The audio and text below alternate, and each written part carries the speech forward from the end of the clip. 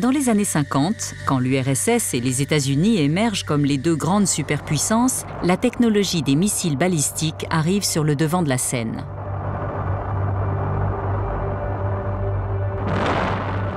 Les premiers résultats sont bien souvent désastreux.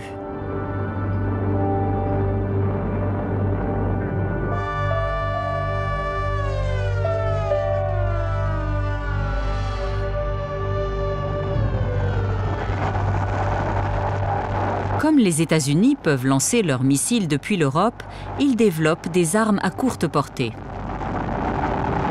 Mais l'Union soviétique, elle, est obligée de développer un système capable d'envoyer une charge nucléaire depuis la Russie jusqu'aux États-Unis. La fusée R-7 Semyorka est le premier missile balistique intercontinental au monde. Elle donne également à l'URSS la possibilité d'envoyer un satellite en orbite, ce qui représente un avantage considérable dans les premières années du vol spatial. Les Américains sont inquiets de voir leurs adversaires communistes établir des records en matière de conquête spatiale, en avance de plusieurs années sur leur propre technologie. En 1958, le président Eisenhower fonde la NASA pour concentrer l'effort spatial américain en une seule agence. La nouvelle équipe se met au travail sans tarder. De l'avis général, les États-Unis sont très en retard sur les Russes. La NASA intègre le programme spatial de l'US Air Force, Man in Space Soonest, et le rebaptise Programme Mercury.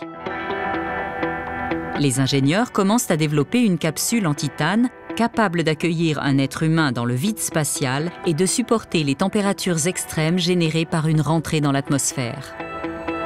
Quant au choix des astronautes, 110 pilotes d'essai militaires remplissent les conditions établies par la NASA et sont invités à participer au rigoureux processus de sélection imaginé pour constituer l'équipe du programme Mercury.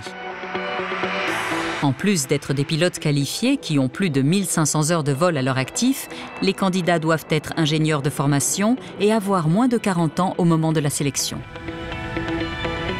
Mais certains pilotes rechignent à se porter volontaires. Ils craignent qu'un astronaute ne passe que très peu de temps à voler et ne soit rien de plus qu'un vulgaire cobaye. Quand les 7 premiers astronautes sont présentés lors d'une conférence de presse, ils sont traités comme des stars de cinéma. Nous sommes en 1959 et le seul être vivant à être allé en orbite est un chien russe. Ce n'est pas un secret. L'Union soviétique cherche à envoyer un homme dans l'espace, mais la NASA est bien décidée à ce que le premier homme dans l'espace soit américain.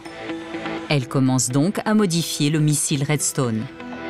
Il n'est pas assez puissant pour envoyer un homme en orbite, mais la NASA prévoit de le tester grâce à une série de petits vols suborbitaux. Le premier vol orbital habité de la NASA utilisera un SM-65 Atlas, un missile balistique intercontinental bien plus grand qui subit des modifications afin de pouvoir lancer la capsule Mercury. Mais sa fiabilité pose un réel problème. En septembre 1959, lors d'un test au sol, une panne de turbopompe entraîne l'arrêt complet du missile. Mais le feu persiste. De l'oxygène s'échappe de la pompe endommagée.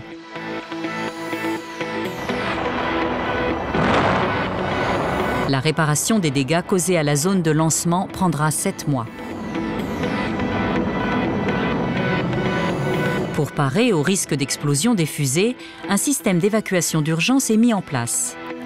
Une tour en haut de la capsule héberge désormais une petite fusée à combustible solide, assez puissante pour remorquer le vaisseau spatial et l'éloigner du danger en cas de panne grave. Afin de tester le système d'évacuation, une nouvelle fusée, baptisée Little Joe, est construite. Elle est basée sur une technologie existante et coûte moins cher qu'un lanceur classique.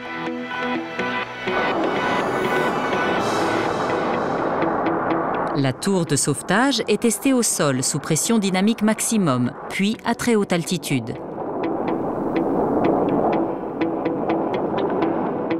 Une séquence complexe d'événements doit se produire de façon automatique afin de faire atterrir la capsule en toute sécurité sur l'océan.